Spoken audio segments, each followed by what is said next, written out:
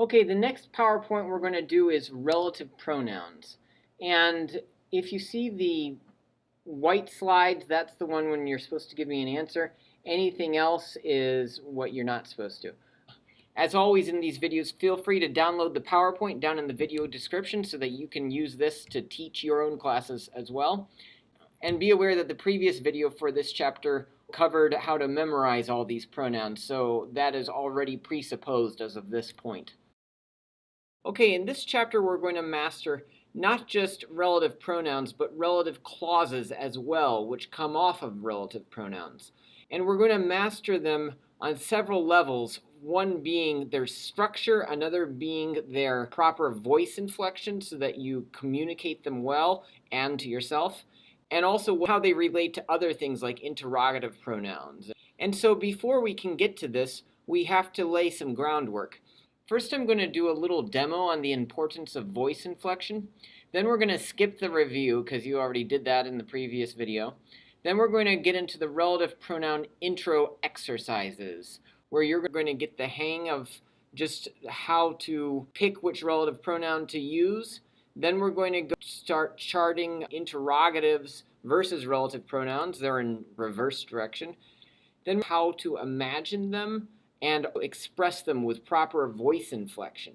And then having laid all that groundwork, then we can go into case by case each one of the 10 or so relative pronouns, whether they're singular or plural and nominative, genitive, dative, accusative, or ablative. Hopefully at the end of this video you will have a complete multi-angled command of relative pronouns and clauses. All right, some people are going to say, oh, this is so boring and repetitive. Why do we need to do this? Well, here's why. If you don't take the time to get really good at inflecting your voice, and in particular in this chapter, we're going to learn the special exception for how you inflect your voice on the yellow areas here, then you're going to find yourself reading Latin like this, like a Google auto reader, starting from the ah here in the middle. A quo tandem Marcus Cato est aequius consulum defendi quam a consule, quis mihi in republica. Did you understand any of that?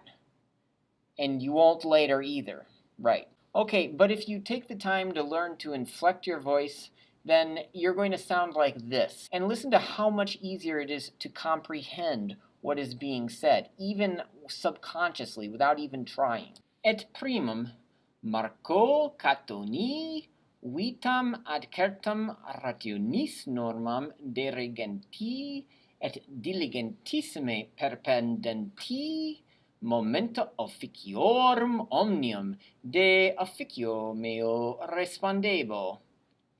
Negat fuisse rectum, Cato, me et consulum, et legis ambitus latorum, et tam severe gesto consulatu causam lucii murenae attingere.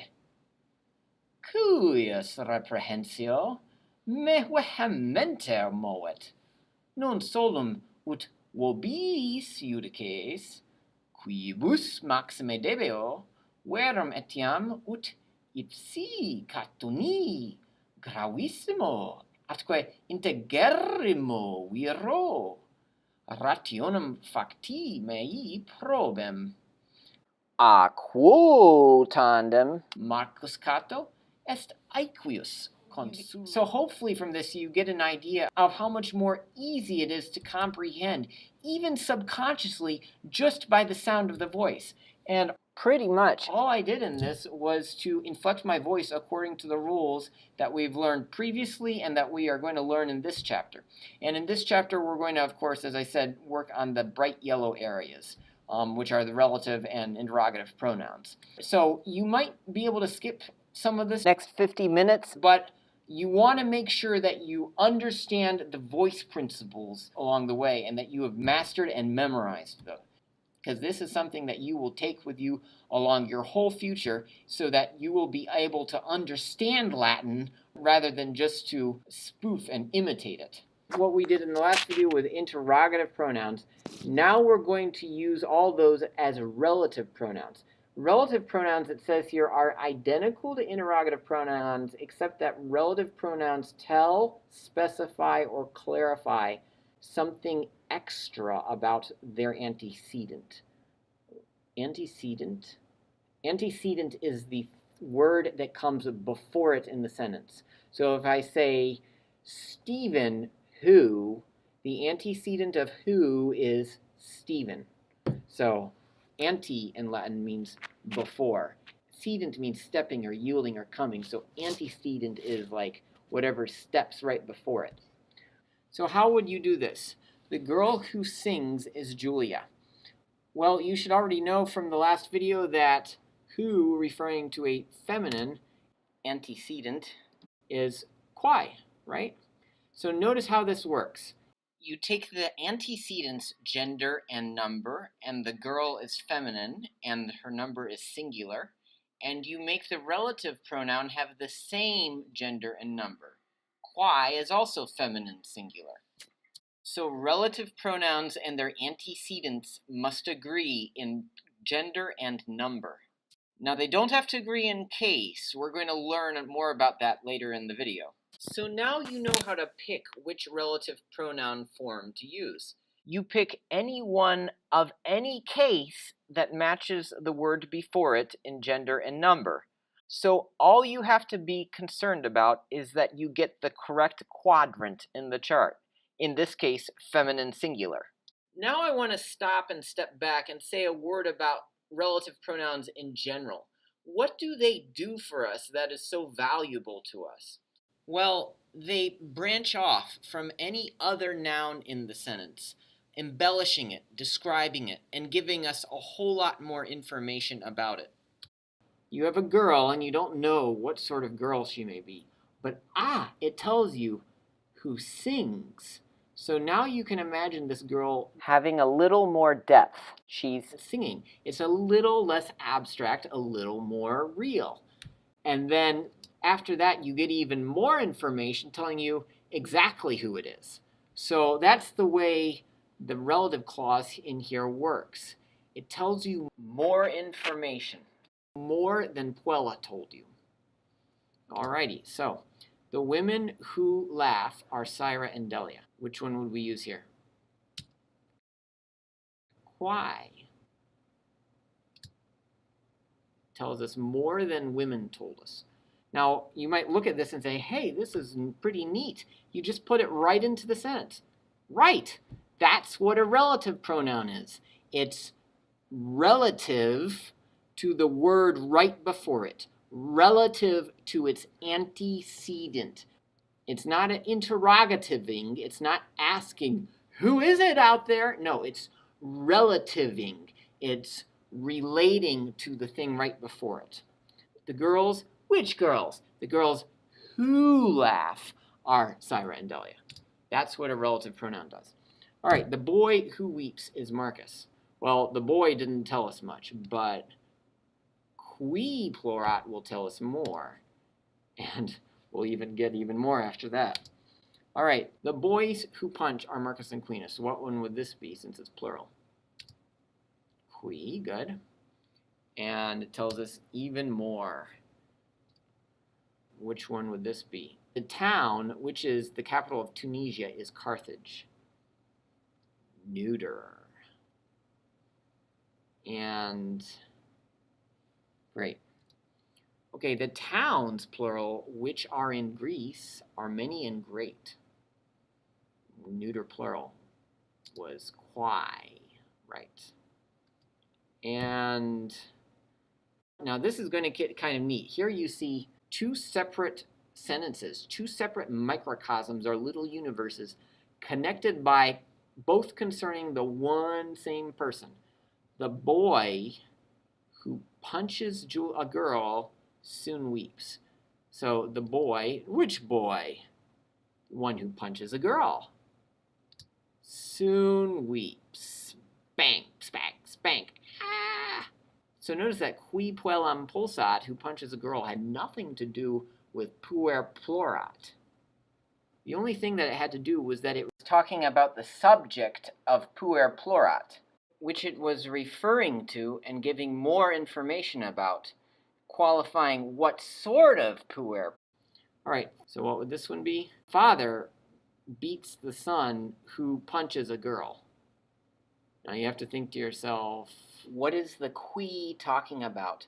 What is its antecedent? And what is the gender of that word? Oh, okay, so it's masculine because it's talking about the son. So the basic sentence here is father beats a son, and the relative part of it is who punches a girl. The term for this separate sentence inside the bigger sentence is a clause. Sentences can have multiple clauses, which are like chunks, and every clause is distinguishable by the fact that it has a verb. So, pater verberat filium is a clause because it has the verb verberat. And who punches the girl is a clause because it has what verb?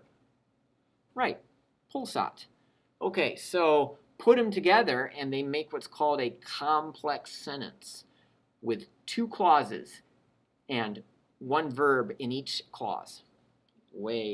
All right, now you're learning some complex stuff. Father, the son who punches a girl, beats. Now notice the relative clause here is inside of the main clause. The main clause is father beats a son. The relative clause is who punches a girl. So what pronoun would this be? Qui, good. Why? Because it's talking about filium, which is masculine.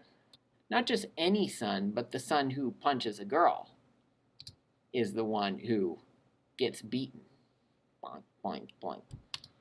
Just so you know, the technical rule is that the pronoun must agree with its antecedent in number and gender, so singular or plural and masculine, feminine, or neuter.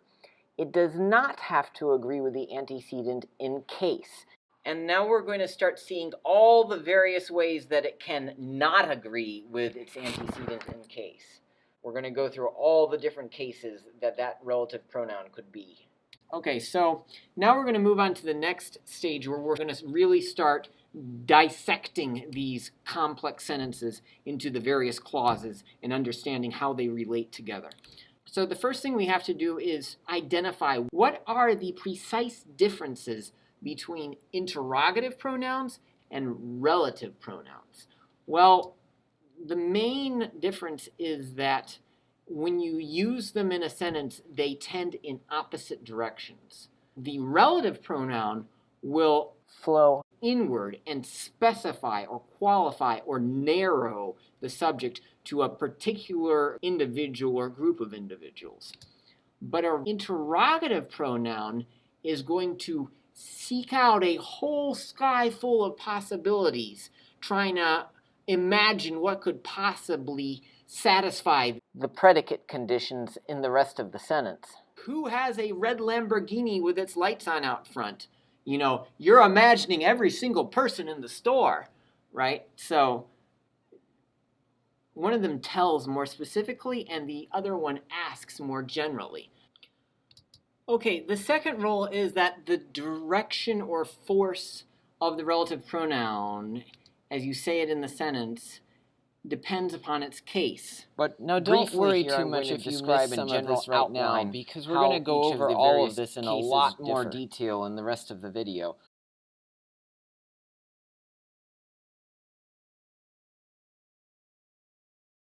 If it's nominative, the sentence just keeps on moving.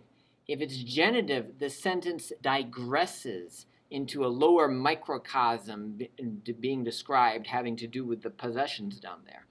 If it's dative, the sentence sucks up from below something whose fruit or produce or result impacts people that we're talking about. If it's accusative, the sentence keeps on moving, but it's kind of in reverse.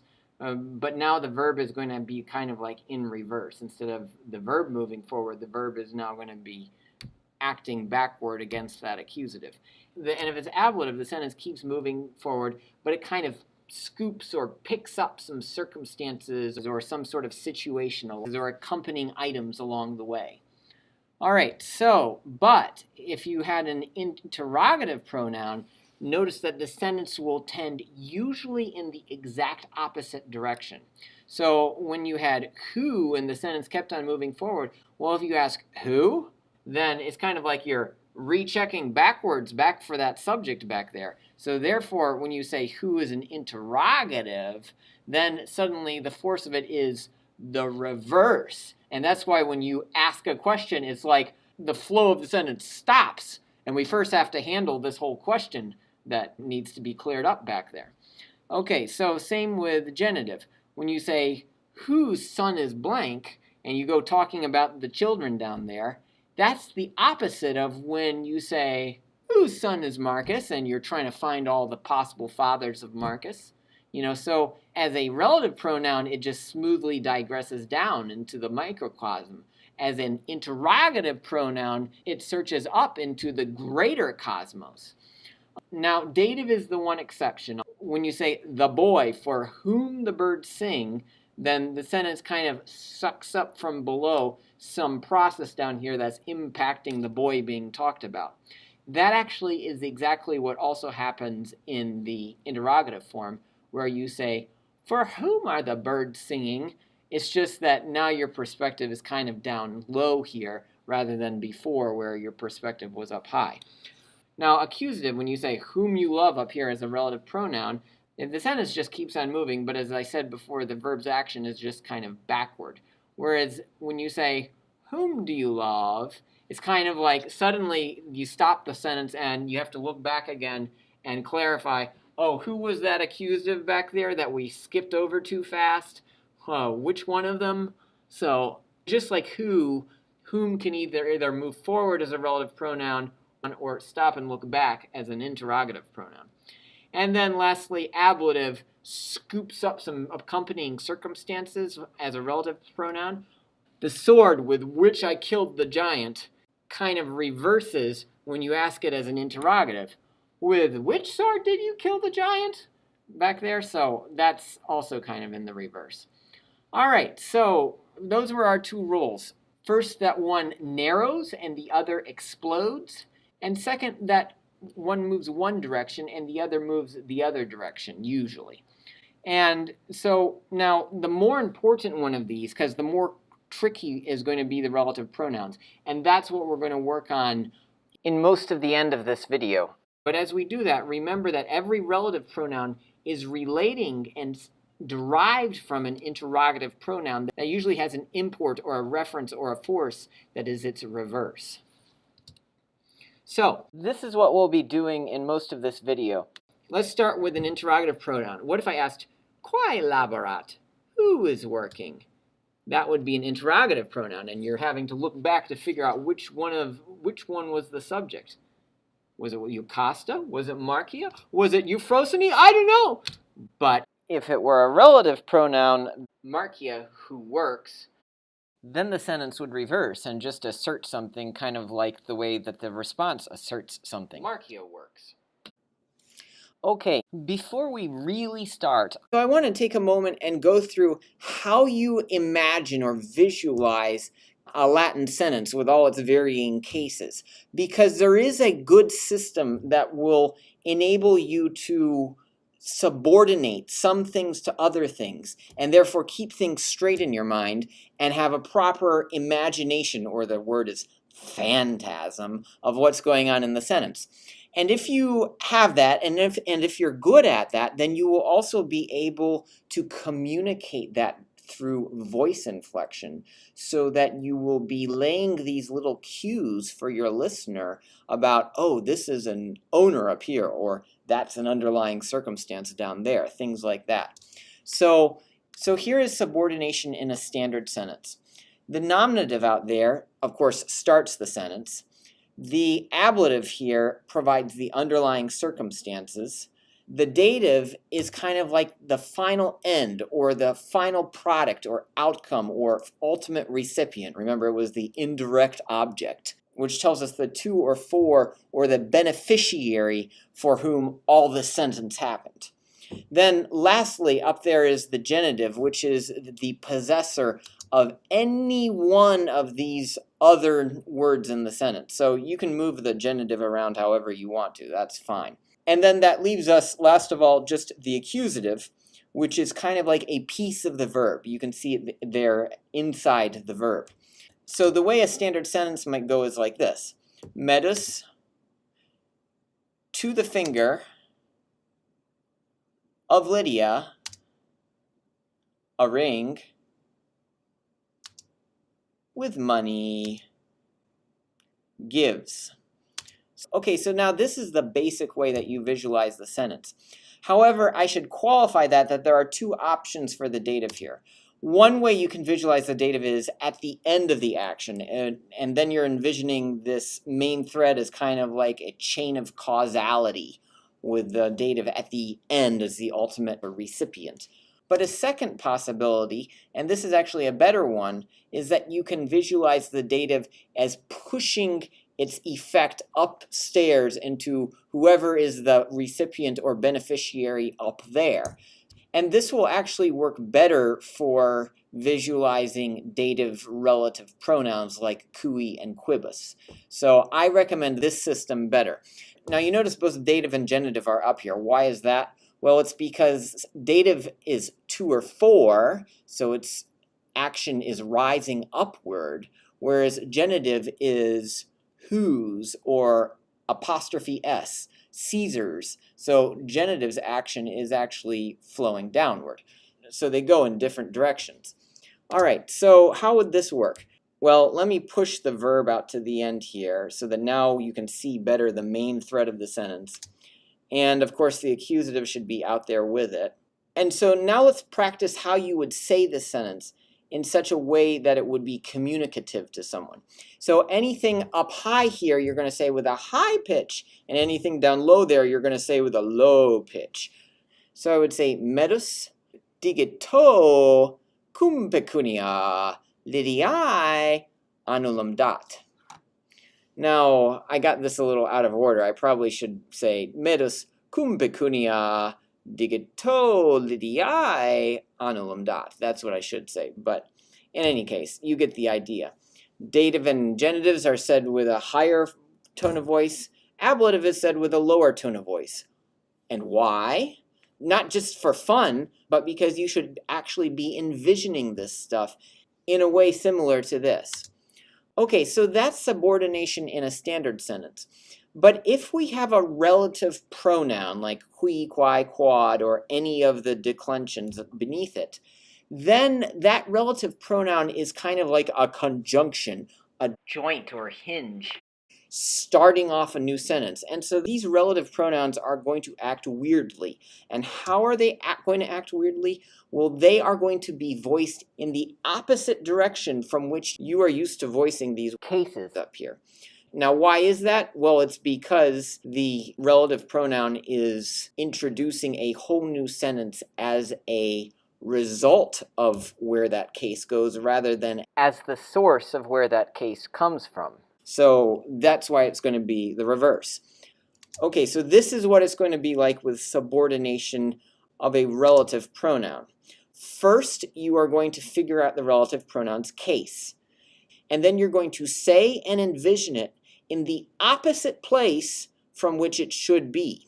So, for instance, dative, when it was said as a high pitch, as a normal word, digito, is going to be said with a lower pitch when it is said as a relative pronoun. Cui, quibus. Now, remember, dative was the one exception. So dative is still going to be rising down from below here, but it's just that it's going to have a lower pitch rather than a higher pitch up there. So in both cases, it's rising. Normally, it would be the opposite direction, but in both cases, it's rising. So you said digito, and down here, you're going to say cui or quibus, cui. Hear how you pull it up from below as a relative pronoun? All right, next one. Genitive Lydiae of Lydia is going to become cuius or quorum or quorum. Hear how it's not only a lower pitch, but it's also falling. Quorum, cuius. Unlike Lydiae, okay? Next up, ablative was said cum pecunia with this low tone of voice to signify underlying circumstances. But if that ablative is a relative pronoun, you're going to say quo, with which, or quibus, with which ones, the sword with which he slew the monster. Okay, so to reiterate again, the reason why you're doing this is because each of these cases are introducing a whole new clause, which is like a mini sentence inside the bigger sentence, a relative clause. So then let's practice how you would say clauses like this. First, we'll do the nominative. So you would say, Marcus, who is my friend, ran away. Marcus, who is my friend, ran away. So you see how the who, qui, introduced a slightly lower pitch relative clause. The relative clause is, who is my friend? Now the main clause is just, Marcus ran away. But inside in the middle is, who is my friend? That's the relative clause. Relative clauses are one kind of subordinate clause. You see how I wrote subordinate clause here. Subordination means it's a little bit lower. It's kind of like a digression into it. So you want to say it with a slightly lower tone of voice when you say it. Marcus, who is my friend, ran away. Same thing in Latin. Marcus, qui est amicus meus, excurrit. All right, what about the accusative? Marcus, whom I know, runs the store. So this one works in the exact same way. You just slightly lower your voice. Marcus, quem scio tabernum agit. What about the next one? Julius, cuius filia est Julia, est dominus. Julius, cuius filii pugnat, est iratus. So hear how your voice drops when you say cuius, or Julius et Aemilia quorum filii pugnant sunt irati. So that's how it goes. What about the dative? Julius Caesar, qui Romani fauent, est felix. So here you see that the qui is said so as to whip an entire lower sentence up into the main thread. Qui Romani fauent est felix. All right, and then lastly, the ablative is going to take our entire main thread and use it as just a tool in some other sentence up there. So it's going to be something like, gladii quibus pugnamus acri sunt. The swords with which we fight are sharp. Or gladius quo pugnamus est acer. The sword with which we fight is sharp. Kind of like that. So hopefully you're starting to get a feel of the complex structure of complex sentences. So, but to make sure you've really got it good, I want you to stop the video and write in the directions, up, down, of each of these sentence elements. What direction would that word flow and be voiced if it occurred in the sentence? And if you want to be really good, you can also, on the right here, draw in that sentence element as it relates to the main thread of the sentence. That would be awesome. Like, for instance, a genitive word is rising, and it is drawn as a yellow triangle above the main thread, which is the main clause of the sentence. If you don't do that, you at least want to imagine it. Oh boy. If you can do this, you are going to be really strong in sentence syntax. I would also warn you that there are two cases which do not rise or fall in any way. And so for those, just draw a red straight line in the blank. Don't draw a red arrow at all, because it just keeps on going. All right, so stop the video and turn it on when you're ready to see the answers. And here are the answers.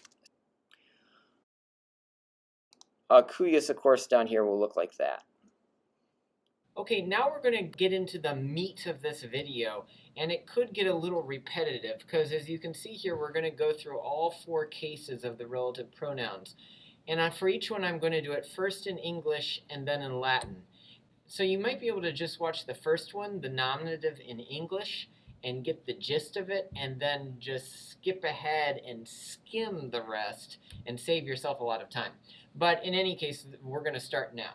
So let's start with nominative relative pronouns and see how they function and make a nominative spawned relative clause. Okay, so puella vincit is the main clause, but you can specify what sort of puella vincit. Puella quae laborat vincit. Okay, so now let's break it down. The first main clause is just a statement. The second is really a question just camouflaged as a relative clause. But really, you could stick a question mark here, as you see. Petitio is Latin for question. So now the answer to that question, who works, question mark, is of course the subject of the sentence, puella. There's your response. So then we can stick together these two parts of the sentence, the main clause, or the clausula principalis, and the relative clause, or the clausula relativa. And put them together, and what do you got? A dictum complexum, a complex sentence. All right, so now I want you to tell me, what are the two kinds of pronouns that our relative pronoun, in this case quae, can be?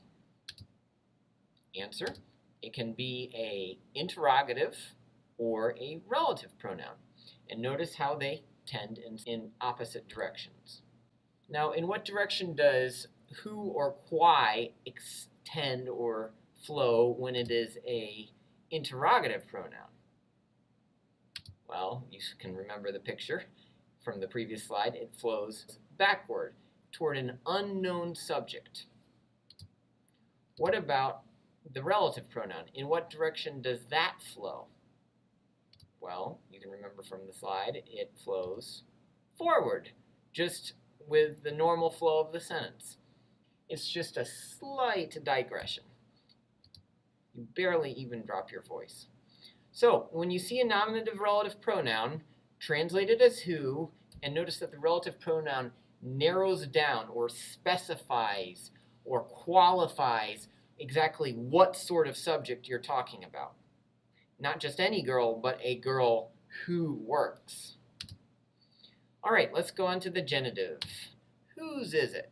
A genitive relative pronoun is going to look like this. Relatively, it is tending downward.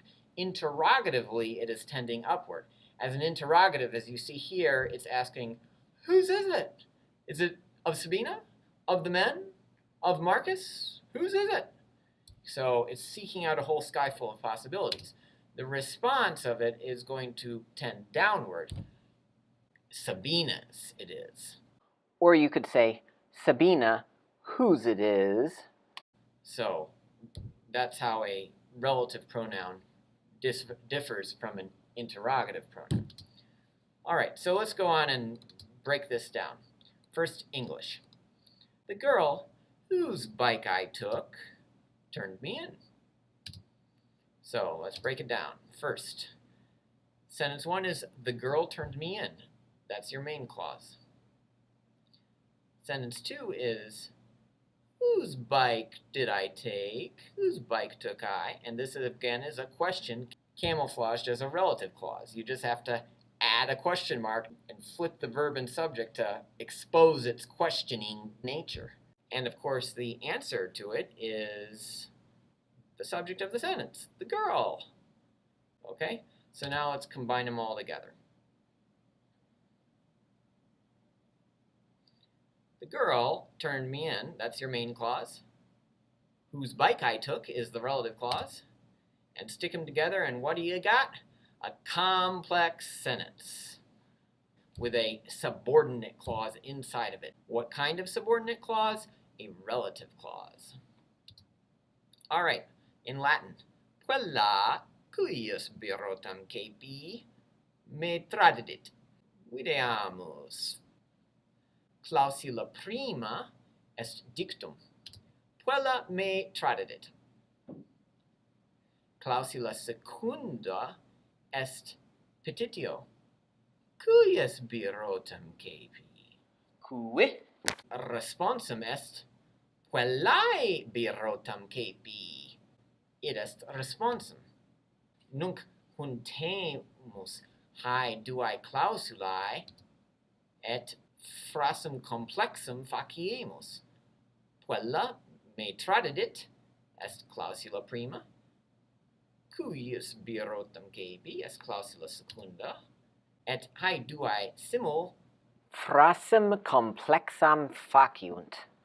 quella cuius birotum capi me tradidit. All right, review. What are the two kinds of pronouns that our genitive pronoun, in this case cuius, can be? Answer: an interrogative, seeking out a whole sky full of possibilities. Whose chariot is it? Or a relative pronoun. The girl whose bike I took. Just like that. All right. And in what direction does a genitive pronoun flow or tend when it is an interrogative pronoun? Questioning? Well, it flows up towards some opined possible possessor. But in what direction does a genitive pronoun flow or tend when it is a relative pronoun? Oh, in that case, it tends down towards the possession thing had. So the girl whose bike I took. And your voice should follow that when you say it. All right, so last of all, what is the relative pronoun relative to? Answer: it's antecedent. Quella. That's what it's talking about. Whose? The girl's, of course.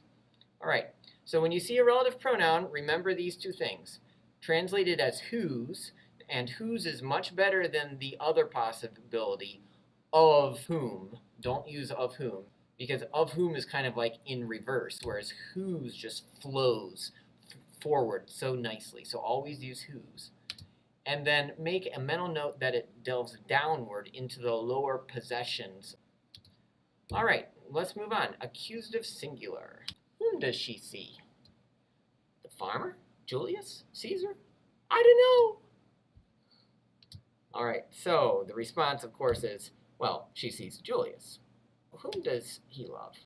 Est petitio. Iocastam? Marciam? Euphrosynem? Nescio. Marciam amat. Est responsum. So, in English, the boy likes cars is your main clause. Whom you see is your relative clause. Right, so let's break it down. The first sentence is the boy likes cars. The other sentence is really a question camouflaged as a relative clause. And of course, the answer to that is the subject of the sentence. Why? The boy is whom you see. Right? All right, so let's stick these two sentences together, subordinating the one to the other, and see what we get. The boy likes cars. And what sort of boy? The boy whom you see likes cars. That's the relative clause. Stick them together, and we've got a complex sentence. All right, in Latin, puer curus amat. Curus here, by the way, is an accusative. You won't get that till fourth declension much later. Puer quem videt curus amat. So not just any boy, but a puer quem, that girl there, videt curus amat. Let's break it down. Dictum primum est puer curus amat. Dictum secundum est petitio. Quem videt? Quem videt? Quidem, indeed. Puerum videt. Est responsum. Nunc. Ecce quomodo ex his duobus dictis una sententia complexa facitur. Puer curus amat est clausula principalis. Quem videt est clausula relativa. Et haeduae simul faciunt dictum Complexum. a complex sentence. Puer quem videt curus amat. And one neat thing you can see here is that the relative clause doesn't have to be relative to the subject of the sentence. Here we've got the subject in Caesar. Caesar loves the girl. The girl is the accusative of the main clause. Now watch what happens. The girl whom I love, Caesar loves. So we're both loving her. Oh, it's a love triangle. Oh no, that's awful. But it still works because a relative pronoun such as quem or cujus or quo or quibus, any of those, can be relative to any sort of noun. It doesn't have to be the nominative subject. It can be any noun, genitive, dative, in this case accusative. Anything can be the source from which a whole relative clause juts off and starts telling us more information about that source. So here we go. Sentence 1 is the girl Caesar loves. Sentence 2 is whom do I love? Camouflaged as a question, even though it'll, in our sentence, just be a relative clause. To which the answer is, why, of course, the girl. That's whom I love. Huh, yeah. So now let's stick them together and see what we get. These two sentences make up a complex sentence. The girl Caesar loves is our main clause. Whom I love is the relative clause. Stick them together and you have a complex sentence. And we can do this very same thing in Latin. Latine. Puellam quam amo Caesar amat. Videamus. Puellam Caesar amat est dictum primum, quam amo est dictum secundum, quod est petitio, cui responsum est equidem puellam amo. Et ex his duobus dictis unum dictum complexum facitur. Pars prima est clausula principalis, puellam Caesar amat. Pars secunda est clausula relativa, quam amo. Quae duo dicta unum dictum complexum faciunt. So we make a complex sentence. Alrighty, so questions. What are the two kinds of pronouns that an accusative pronoun such as quem can be? Answer. It can be, hopefully you can get this by now, an interrogative or a relative. It's kind of obvious. In what direction does the pronoun flow or tend or refer or point when it is an interrogative pronoun? Well, it points backward to a whole sky full of possibilities. In what direction does it flow or point or tend when it is a relative pronoun? Well, it tends kind of into itself as the stop sign, the end point of that relative clause's action of seeing. You know, the seeing goes right into that quem and stops. That's what the seeing sees. All right, and then what is the relative pronoun relative to? Answer, it's antecedent. And it makes no difference what case that antecedent is. And these two do not have to be the same case. They only have to be the same number and gender. They do not have to be the same case. So although they are the same case here, they don't have to be. All right, therefore, whom do you ultimately love? Answer, the girl. I love quam, which is puellam. All right, let's move on. Dative singular pronouns. Whenever you see a dative, even a dative pronoun, imagine it as the culmination of some lower process arising from its verb. The one to whom I give bread, cui panem do. Alternatively, you may imagine the dative off at the end of its verb's action. However, this method of visualizing datives doesn't work very well because it separates cui from its antecedent am, as you will see right now. See how the cui leaves the am? So if you imagine datives off at the end of the sentence, you can do that, but it's not going to work out so nicely. It's better to imagine the dative up there at the top. So I'm going to use the vertical model. So I'm going to use the vertical model. And you can see here we've got our pronoun cui, and it can be either an interrogative pronoun, inquiring upward. To whom is the money given? To Marcus and Flavia? To this man? To the kids? Or it can be a relative pronoun, pulling up from below. Quibus pecunia datur? To whom the money is given. But in both these interrogatives and relatives, the dative goes up. All right, so let's break it down. The kid to whom I give bread, I love. The main clause is, I love the kid. That's it.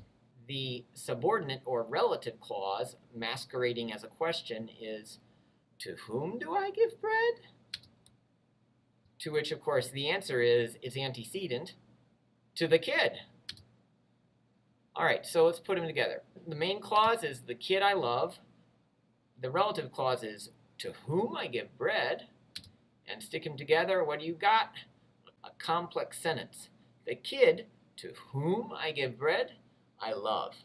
Nunc Latine purum cui panem dat amat. Videamus. Phrasis prima est dictum puerum amat. Phrasis secunda est petitio cui panem dat? Cui responsum est equidem puero. Nunc ecce quomodo ex his duobus dictis unum dictum complexum facetur. Puerum amat est clausula principalis. Cui panem dat est clausula relativa. Simul, hae duae clausulae sunt dictum complexum. So what are the two kinds of pronouns that cui can be? It can be either a interrogative pronoun, cui credunt, or a relative pronoun, vir cui credunt timet. And in what direction does to or for whom or cui reach or flow or extend or tend when it is an interrogative pronoun?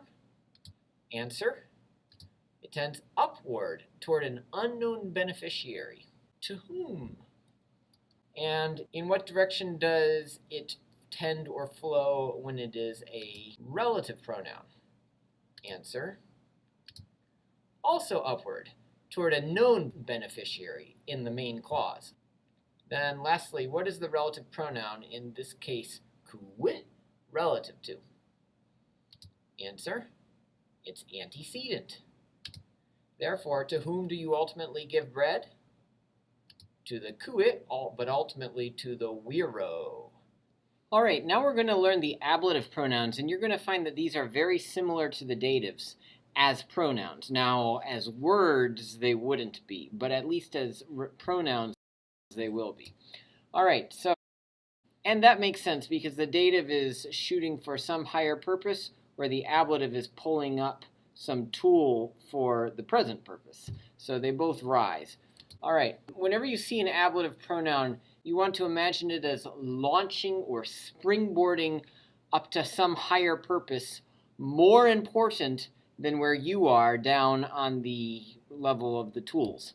So the ablative is kind of weird because normally you think of ablatives as how you drop down to the level of the tools or the circumstances. Gladio, da-da-da-da. But when it's a pronoun, then it makes your whole sentence be on the level of the tools, and it returns back up to the normal level as a purpose. So it's like quo, rather than gladio, it's like quo with which. All right, so let's do this. The eyes with which he sees are closed. All right, so here you see that seeing is obviously more important than the eyes over there, which are just the tool by means of which to see. All right, so now remember, this obviously comes from an interrogative pronoun. So when you ask quo nasus videtur, with possible answers are speculo, oculis, ante oculis. So the responsum is speculo nasus videtur. With a normal ablative word, not a pronoun, it's better to drop down and then go back up. Speculo nasus videtur, like that. All right, so first in English. The eyes with which he sees are closed. Let's break it down. The eyes are closed is the first sentence. With which does he see is the second sentence, masquerading as a question. To which the answer, of course, is why? With the eyes, of course. And so now we can combine the two sentences together and we get the eyes with which he sees are closed. Complex sentence. Notice that I made the relative clause be blue because it's actually more important, a higher purpose on a higher level than the main clause, which is only gray down here. Alrighty. So, Latine, ecce cyclops meus. Cyclops est Graecum verbum quod significat oculum in cuclo, solum unum oculum habet. Monstrum magnum est, cyclops. All right, oculus quo vidit clauditur. Oculus clauditur est sententia prima.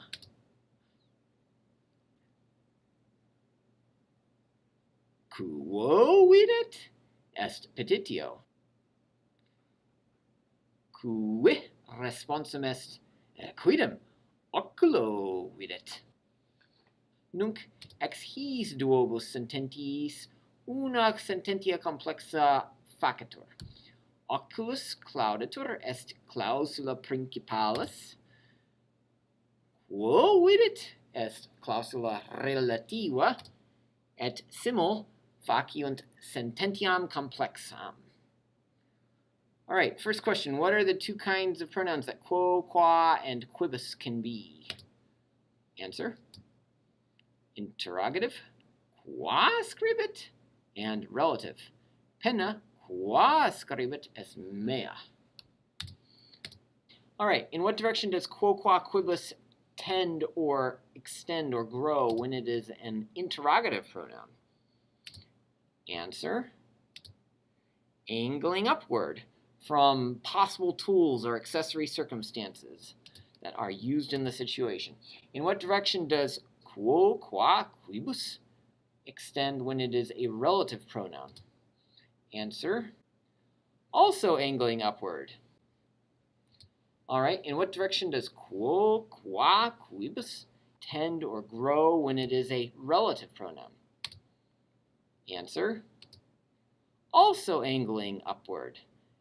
Pennam qua scribere volunt, ea non videt. She doesn't see the pen with which they want to write, or the pen with which they want to write, she doesn't see. Alrighty, then what is the relative pronoun quo in this case relative to? Answer. To its antecedent, oculus or oculo. Okay, therefore, with what tool do you ultimately see? Answer. With an oculo. So now we have gone through all the relative pronouns, all the relative and interrogative pronouns, case by case. And I want to review what your voice is supposed to do in each one of these. We had qui, cuius, qui, quem, and quo.